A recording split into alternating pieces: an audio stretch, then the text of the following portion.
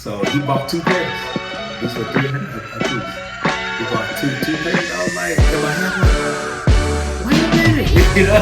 but then I'm like happy, excited. I'm like, wait, I didn't get to tell people. You know? So there was still things on my end.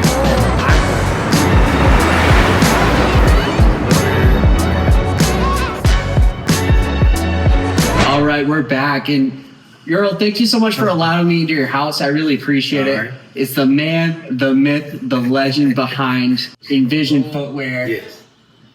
You're a vet, right? Yes, I am. In the Army? In the Army, yes. Why the Army? What made you join the Army? I wanted to do something different. My dad did the Marines, and he wanted me to go to the Navy, but I chose the Army. I chose the Army life, and I liked it. You know, What you guys against the Navy? Oh, I did. Like little squids? Yeah. You know what? I walked into the place, and it was like they saw me first. And I was just like, all right, I'm going.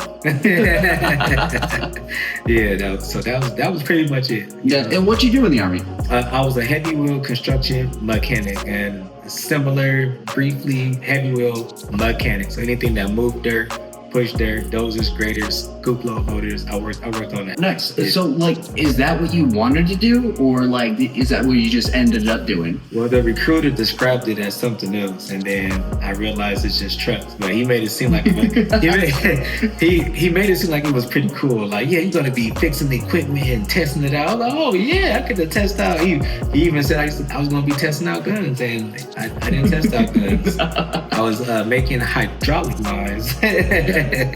But other than that, I learned it. I learned it well. I became the go-to guy, and yeah, I learned it from a city boy from Oakland, California, that's never dealt with construction equipment, never worked on cars and trucks. I really got good at it. So, yeah. Yeah. And with that, did you go on deployments? Did you go on the field? Like, what was going on with that? I did go to Afghanistan for 15 months. That was my first tour. And in 2017, I did a second tour in Iraq. It was a big gap from the first tour and the second tour. So I had to get the smallpox shot again, because after 10 years, you got to get it again. I was like, hey. Yeah. But yeah, I went there. Afghanistan, it was supposed to be 12 months, and we ended up getting extended.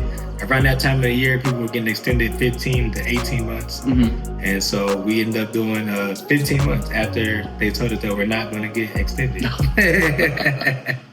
Yeah. So heavy equipment. What was your favorite piece of machinery to work on? I would honestly say the grader. I had to work on this little blade flow. So it's like a little blade flow. You press it, the blade evenly comes down, and it's able to move the dirt and shift. And learning how to just pretty much work on wires, to where I'm learning how to make hydraulic hoses, and we're gonna put this hose on until the new hose comes in. You know, so I grew a passion for it. You know, so yeah. And thanks for explaining it, because when you said grader, I was like, what is that? Yeah, just to level out the dirt. I know airplanes, and that's about it. Got you. So what'd you get? What was your rank when you got out? I got out as a staff sergeant, E6. Okay. Yeah. And what did being a staff sergeant teach you about leadership?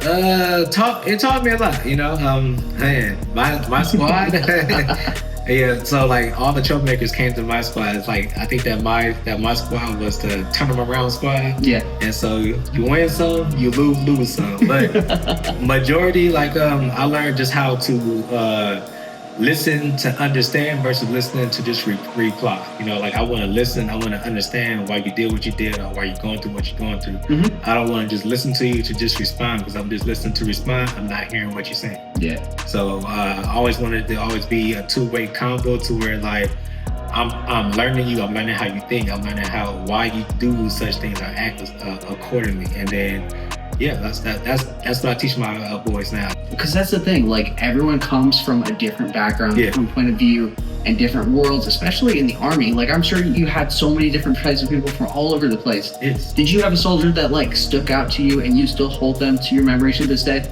3 years before I lost a troop. He was a cool guy. Always just talking craziness, and I want to say he motivated me just to get better, because he was fast. He's younger. He's faster. I'm older. I've been in the game for a while. I'm like an old Buick crew cruising, you know. That's it. I'm just a Buick, just cruising on down, not even sweating. But like he was a cool guy, you know. And he would always just motivate the team, just get the team riled up to like, all right, let's go ahead and knock this out and do it. Yeah. So yeah, I always think about him. You know, I'm still in like a big group chat with like 20 of my troops, and we just be talking, and sometimes they'll reach back to me like, how do we fix this, or how do we fix that? That's the thing. Family stays family, no matter whether you're working the same job or not. Yeah. Like, it rolls deep. It does. I love it. Like I always say, like my saying now is vets take care of vets. Yeah. So it's like we gotta stick together. I mean, learning transition on back out is like it was just a little bit rough, you know. But I'm slowly just getting into the groove, and you know, just focusing on the shoes. Yeah. I mean, we met through Harvest and House, which just goes to show vets really do take care of vets, especially here in Las Vegas. Yes, it is. Yeah, because like this city will eat you up and chew you out faster than you know what is going on. Yeah, true. So yeah, I like it. Like I like going out there to help out, mingle with the vets, meet other vets that's from different backgrounds, and you know, we all come together and we just make things happen. So you're not in the military anymore. No. How was that transition for you? The transition was a bit rough because I felt like I went from being somebody where like I'm briefing trucks, I'm taking care of troops, checking on them, and then it's like I get out and it's like, who am I? Yeah. Because I always tell people, when you are somebody before you go in there, while you're in the military, you become somebody, and then when you get out, you have to reinvent who you want to be. Yeah. You know, so I always tell people, man, like it was rough trying to just transition because like I'm no longer in charge. Yeah. So then when you're getting around, you working around other people, you be like, this man lazy. Hey, like he lucky I can't make him do no push-ups. Yeah. But as far as that, like it was a bit rough. I kind of got depressed. I started gaining weight, and then I was like, you know, they always say for the Army, they be like, you need to take a year or two off just to decompress what the Army has done. I didn't do that. I waited like 4 months because I started gaining weight fast, and I was like, I need to go work. I need to go do something instead of just sitting in the house. So. And that's the thing too, like when you're in the military, the one thing I've noticed about the civilian world versus the military, you're results oriented. You're like, I don't care how you get it done, get it going, get it moving. When in the civilian world, it's like, well, we need to go down our checklist, and if we don't make every single point, then we're in the wrong, and then go talk to HR. Yeah. So, like, it's a hard thing to get used to and get a hold of. Yeah. Like that transition process. Yeah, because I look at the civilian world, like, I look at everybody's running on survival mode. Nobody's really held accountable. Yeah. When in the military, you're held accountable, whether the director is coming from higher or it's coming from me. I'm like, hey, we gotta get this done. Ain't nobody going home until this is done. Because when I'm in charge, I can say that. But when you're in the civilian world, I get up at this time, and you can't keep me, you know. So I'm leaving. But in the military, you will be held until this job is done. 30 minutes early. 30 minutes early. Yeah, like it's been times where like our day starts at 6:30 and we have this thing called O2 parts, and that's like an important part. You got 72 hours to put this part on, and it could be the end of the day. Yeah. And then the clerks want to go get parts at the end of the day. You like, oh my goodness. So sometimes that part can take longer to where you're at work until 9 p.m. replacing this part, and then you got to test it if it runs and works. Yeah. So yeah, I've been there. I've high five day check. Like I know exactly when I was doing night check. Like I was there all throughout the night, and like, gosh, I don't miss those nights. Like 12 off. Like nope. And you know, now that you're out of the Army, what is something that people often misunderstand about the Army life and then transitioning out of the military? Oh man. The biggest thing about the military is that the Army, they think that they're going to go straight to war. They always say, I'm not going to go fight for this country. I'm like, that's not why you join the military. There's other things to do. I know people who coming up in the ranks, E6, E7s, E8s never had a combat patch. The slick sleeves? Yeah, never had a combat patch, but they'll tell you all the things to do and more, But I guess as long as you know the basics, you can never go wrong with just knowing the basics, But just being there, you learn that the rules change. You're like, oh, okay. You find out who you are. Yeah. You're like, this is not what we was trained on, but okay. But a lot of things change. But the biggest misconception is going to war. Not everybody goes to war. Yeah. So I think that is what stops people from going, is they think about war versus thinking about the benefits of college, of VA loan, just setting that foundation for you and your family, because you're doing everything now for your family. If you have kids, you're working for your kids. So it's just all about building that foundation. But the biggest fear, when I talk to people like every day, and I be like, man, you should join. No, I'm scared. I'm not going to go fight. Everybody don't fight. So I think that's it right there. Everybody's afraid to go to war. And that's the thing too. How often did you hold a gun working on that heavy equipment? Not really. Even going to, or like, hey, I gotta put this up. It's gotta go sit over here, and we gotta crawl under this truck, drop the bed. I think that from the movies, because the movies show that all we doing is just shooting, but they're not understanding that there's different jobs. That's infantry, so they're out there, And it's like, they working on trucks. I worked on trucks in the States, so I'm going to go overseas. I'm going to work on trucks also. Like when I recently went to Iraq 2017, I didn't know I was going to be the motor control sergeant. But they was like, hey, so you're going to be the MCS. I was like, oh, all right, okay, yeah. Show me the ropes. And about those ropes, it sounds like you had to have some strong mentors to teach you how to take over and take those reins. Do you have anyone that really stuck out to you and showed you how to get to where you needed to be? Chief Camacho, the warrant officer, that's who had helped me to shape me, learn how to read everything, and I had to constantly brief like every week. Like I want to say like 4 times a week I'm briefing on the parts coming from the States all the way to Iraq. So First Class Sanders, he's out now, but I looked up to him. I met him in Hawaii, and him just showing me what I needed to do to make it to the next rank. And it's a battle. His name is Battle. He just got out. So it sounds like Battle was a good battle. Oh, Battle was a good day. We had some good talks before I went to Iraq. We sat at the table. We had some good deep talks. And so you had 16 years in the service. Yeah. And now you own Envision Footwear. Envision Footwear. How did that transition? When was that like a thought in your mind, like, hey, this is what I want to do? I was in Hawaii at the time. Hawaii, Schofield, Barracks. I really want to own my own sneakers. So when I do take a couple of steps, I just start looking up stuff, Googling stuff, and I find what I want to find. I first started with this company called Alive Shoes. So anybody could do it. Anybody. So Alive Shoes, I think it became big when Master P did it. And Soldier Boy did it. But everybody's making, so it's like everybody's making the same shoe. You just call it whatever you want to call it. Oh yeah, that's too cookie cutter. Yeah. So it takes about a month. So then when I went to Iraq, a company in Pakistan reached out to me to make me shoes. They seen what I was trying to do. So I linked up with them. I ended up coming back from Iraq, getting orders to Korea. Korea is where I got my first sample shoe from them. So I had to go from Pakistan to the States, then to me. Yeah, because I guess it costs a lot from Pakistan to Korea. So I was just Google, I looked it up. This manufacturer that I deal with now, they believed in me, I believed in them, and we just talked and we made our first sample shoe. Oh, that's so dope. Yeah. Like to follow that passion to like from Googling to doing to now you have it ready to rock and roll.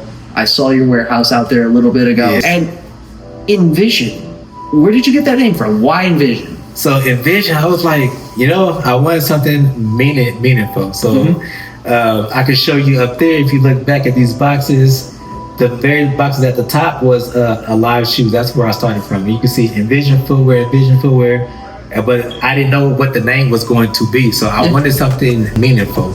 So I was like, man, like what is something I can get that is meaningful? So I was like, Envision. So I was like, it's something that I want to see in the future. So if I do workout gear and then I call it Envision Fit, it could be like people like, okay, they see how they look now, but they're envisioning how they want to look later on in life, you know. So that's why they're going to go to the gym, or you go shopping. You be like, I like these shoes.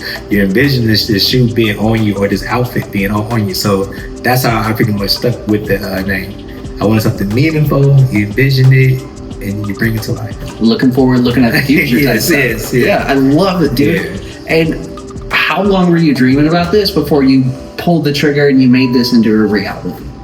I would say 2016 is when I started messing with a lot of shoes, but nothing was official until about 2020. When you go independent, everything is just on you now. So it's like me doing the bulk orders, me shipping out the shoes, me doing the sketches, and getting like 2, 3, 4 samples until we get the shoe right, you know. So that's the biggest thing. And everything that you will see on my page and I showed you out there is me. So that first pair of shoes, yes. How did that feel to have your vision turn into a reality, to hold it in your hands for the very first time? The EF001s, I got the first samples when I was in Korea, and COVID had just started. I was like, man, I was shocked. I was like, these are mine. Like, this is my first shoe. Like, I was amped up. I was happy, but in Korea, I was hurt too. Yeah. So like, I ruptured my Achilles. So I really couldn't wear the shoe yet, you know. So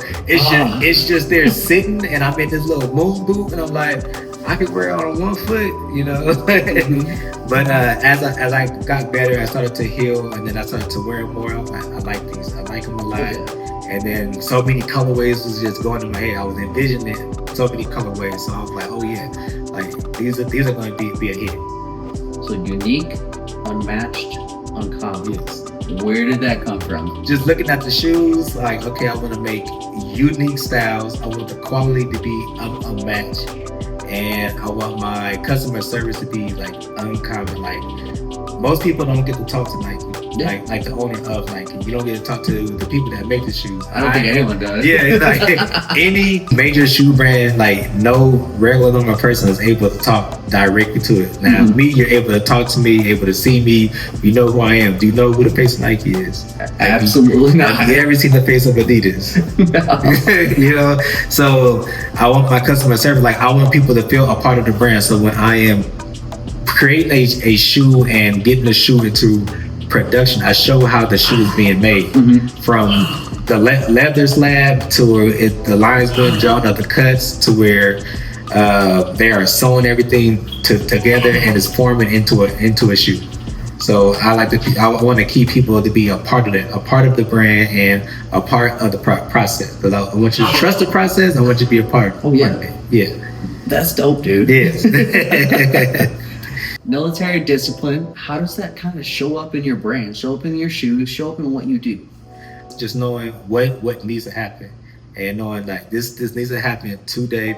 I don't care what's going on. Before you go to bed, this needs to happen. You need to put these 5 items out on the side. Having integrity, because you see other brands also. Customer service is not all great because they bring personal feelings into it. Oh yeah. And I feel like you gotta separate your personal feeling side, and you gotta have your business side, and you just gotta treat everything, because you want people to talk good about your brand. Oh yeah. You know, so me thinking about the military, making sure that my squad is straight, everybody has the right uniform. I want people, when they see my squad, they be like, okay, his squad is good, is squared away. They're good to go.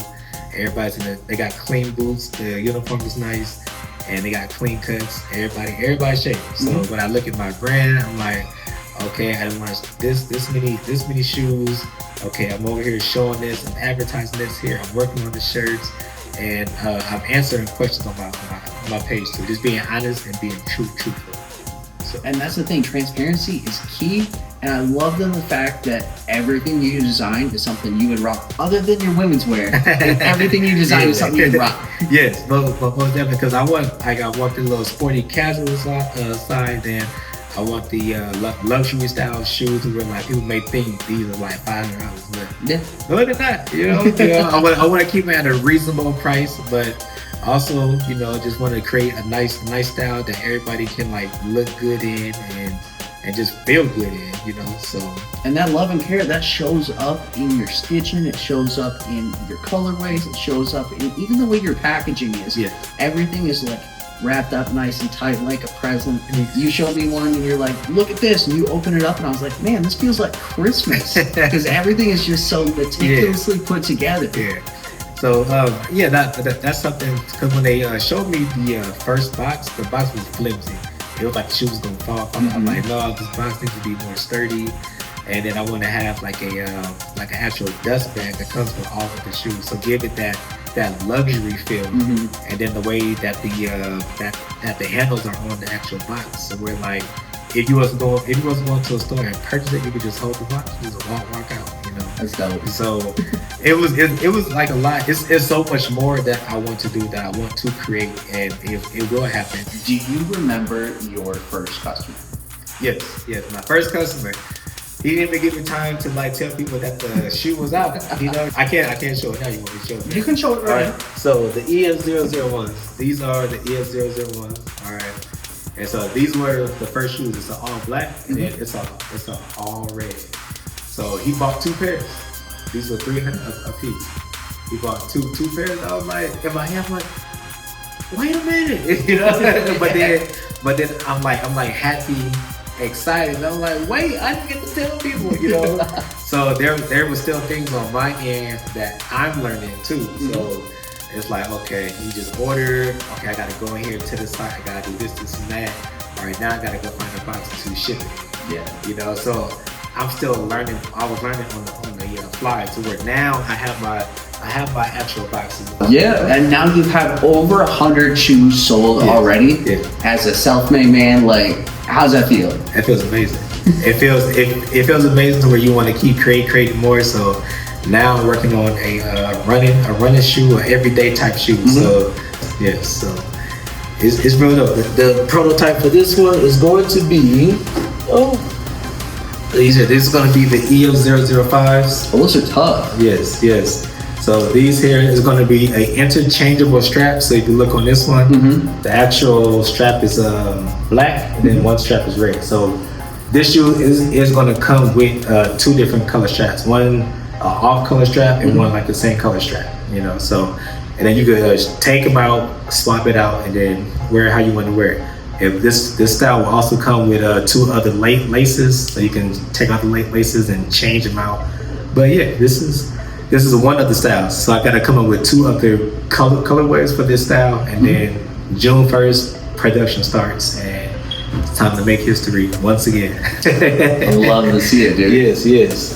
So I love it. Like it's just seeing that, being able to see your vision come to life. And that's the thing. If you make something for everyone, you're making something for no one. Yeah. Because you have to really show your passion and throw that in there. Otherwise, you're not connecting with someone, because you need someone to actually love it doing. Yeah, true. Where did your love for shoes start? Started as a kid. Yeah. Looking at my dad's closet. He had tons of shoes. Different types of shoes, different style of shoes. Okay. So I think people get the misconception of a sneakerhead, and then they try to call a sneakerhead that only wears Jordans. I feel like you are a Jordan head because you only rock Jordans, you know, but a sneakerhead is just a guy that wears many different styles and types of shoes. I mean, that's the thing. If you're a one-trick pony, just say that. Yeah. And I used to order the East Bay magazine all the time, but when they were free, now you can't get them. But I would just look at it. She was like, "Oh, these are so dope," you know. So just going like just being influenced by the styles from back in the day. Sometimes you gotta go back in the day and like these were a hot shoe. It's like, how can I incorporate a little bit? Let me just take off the front part of this shoe, and go to this shoe. Let me take off the midsection of this shoe. And you start putting the shoe together. So you just take your bits and pieces. And people don't know that where you get those shoes from, what type of shoes that you're checking out. Yeah. Think of it as the back in the day, the wing ding. And you just take it, you just add the bits and pieces to it. Like, okay, for this shoe here, I'm just gonna get the concept of 3 shoes and add on to it. And once you get that, I always tell my kids and tell everybody, a shoe is a shoe. It's all about how you put the colors on there. That's fair. You put the colors on there, it's gonna pop. You put, you gotta figure out which colors are gonna make this shoe pop and where to place the colors at. So if there's anyone listening that doesn't really understand like footwear, sneakerhead type thing, and they just wear whatever's comfortable, and they don't really get like how it pulls together and ties everything, what does it do for personal identity, and what does it do for like your whole ensemble? Well, back in the day, wearing certain types of brands was like a status symbol. To be like, okay, I wear this type of simple clothing to where my status I may have a certain type of money, so I'm able to afford this. Like, for instance, Jordans. People who wear Jordans, they just feel like they have a lot of money. I look at it, if everybody can afford it, it's not really a luxury type of shoe. And just looking at it, they say that the comfortability is not really all that good. And me, I want Envision Footwear to be a household name. Just to be like, I want to give back eventually to the community. I want to do something every year, like the backpack giveaway. I just do something cool, but just starting there, just to be like, I want people to feel comfortable when they do wear Envision. I want them to feel the quality, and I want them to be able to be like, I love the style, I love the quality. I feel a certain type of way whenever I do wear it. Like, from people that have bought the shoes, people think that they're wearing $500 shoes, but they're not, But the style of it looks, and it can compete just from the quality of the bigger brands. Like, there was, for instance, a time where I walked into Balenciaga wearing the EF001s, and they were, the actual workers were impressed with the shoes. It was like, what type of shoes are these? Like, oh, these are Envision Footwear. Like, who makes stuff? I said, me. And then they was like, no way.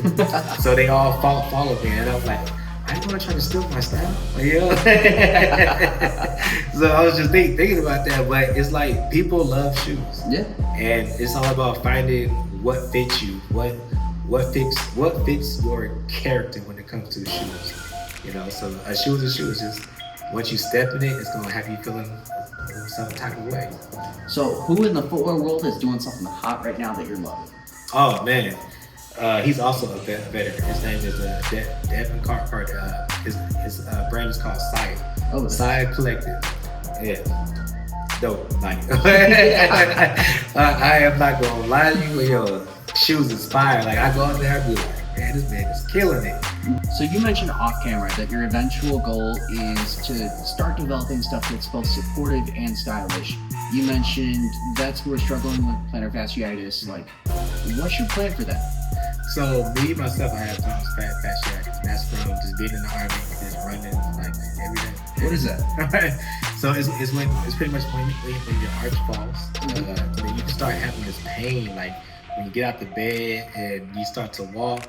And pretty much I have to walk until it gets numb, and that's just early in the morning, just going back and forth, just moving around. So eventually I want to be able to create a sole to where like I can add it to my brand, and pretty much be able to help out people that have flat feet and have plantar fasciitis. So probably within like the next 3 to 5 years, I want to start going that route to where people that have like orthopedic shoes, I want to give them more of like a stylish orthopedic shoe. Oh yeah.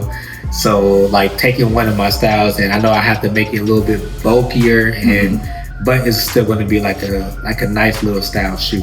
So because I'm going to be that age one day. I'm going to be that age one day, and I want to be able to still have a stylish. I want to look fly and look nice. So I definitely want to just reach out and get in the room with the right people. Yeah, and that's the hard part. Yeah, it is. But I got the VA. The VA. A guy did give me actual website, so it's just about me studying and then just filling out different types of soles to where like I can go ahead and have my sole made and test it out. I am the test person. Like, I'm the walking advertisement. So. Just being able just to go get those soles, try it out. Okay, this feels good, and then get people that have the same, like get like a group of people that have plantar fasciitis or actual flat feet, and then just learning what soles that they actually use. Oh, that's dope, and that really shows you have a mission, and a plan, and like You're not doing it just for you. You're doing it with your client, your customer in mind. And like, it just goes to show like, that's uncommon. So that creative process, like, what does that do for you internally, like for your soul? It does. I would say it does a lot. It shows me that I still have that creativity. I have a good imagination, so I can make anything happen in my imagination. So just being able to see a colorway, see an idea, and then bring it to life. Or there's sometimes where I want to go to sleep, and the universe is like, no, you're gonna get up and go sketch these little 5 colorways we just showed you. So then I'll mess around with that, So it makes me feel good, I still have that kid in me that wants to create and bring out the best. Like even with my son, I bought him these little Minecraft blocks, and up there he made a big giant robot. I was like, who made this? He's like, I did. I'm like, oh, okay. So I want to be able to invest in their creativity because they are so young and their mind is just creative. So I'm teaching them how to add colors on shoes and showing them, hey, well, try this color here. It may look better.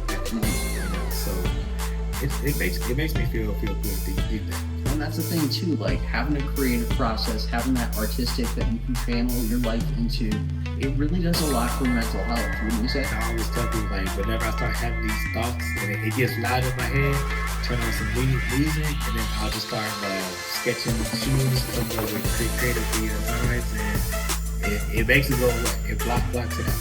And you just gotta find that. You gotta figure out what makes you happy. When it gets too quiet in your brain, you get the racing thoughts going. You gotta find out ways to help you calm down. So me learning to take like 10 deep breaths, you may need 20 or 30. Yeah. But once you take all those deep breaths, it's gonna calm your mind down, and then it's gonna mellow you out. All right, now let's focus. So if you were talking to a vet who is like struggling to find a creative outlet, what would you give them for advice? What makes you happy? What do you enjoy doing? Like there's jobs that we have, but I want to go ahead and do this. But when it comes to what you like, all right, let me go ahead and do this, because this is where I am happy at. This is where I find peace, and nobody can come in here and interrupt me because I'm happy while I'm doing this. So it's all about you finding what it is that you truly, genuinely like. What it is that pretty much helps you out mentally, to where like it calms you down and you're just at peace. So I'm big on that. I think what you put out into the universe, it comes back to you. And then that's the thing too. Thank you for inviting me into your house. Gotcha. You own this, right? Yes, I do. I got the Army 2021. I bought this house 2022. It was a process. Yeah. It was definitely a process. I learned a lot, to where when I bought my second home, definitely it's going to be a lot smoother. But I like it. I like it. It's pretty big. The next house I want to be a lot bit bigger than this one. Okay. Because I know I want to have a lot more inventory. Oh yeah. And gotta have your own warehouse. Yes. So home will be the warehouse where everything is coming in there, from the shirts, the hoodies, the shoes, the slides. So, but yeah, it was definitely a process to get the house. And what did having a space that you owned, belonged to you, do for your mental health and stability? Mental health, well, what's going on around the world, people keep raising their rent prices. Yeah. So I know that my mortgage is not going to get raised. That's true. That is an actual plus. They're raising their prices and not putting any upgrades to the apartment units. But definitely just having my own place where I can just come home and call it mine. Yeah. Learning to use a certain space and being able to write that off on taxes. That's something that I'm learning too. And just come home and be like, I can do it all. And that helps with your creative process. Yeah. Like it's mine. Like going in the backyard, and sometimes you just need that scenery just to be like, let me go ahead and create this. Put on some nice smooth jazz. So it puts you in like a different mood. So you want to create a casual. So that's the thing. Envision legacy. Where do you want to leave it? Like, what would you want your brand to be imprinted on other people? When they think Envision, what do you want the first thing that pops in their head? If he can do it, I can do it. So what's a message that you want to pass on to younger military, younger vets that are just getting into their own creative process? Go for it. Don't be scared.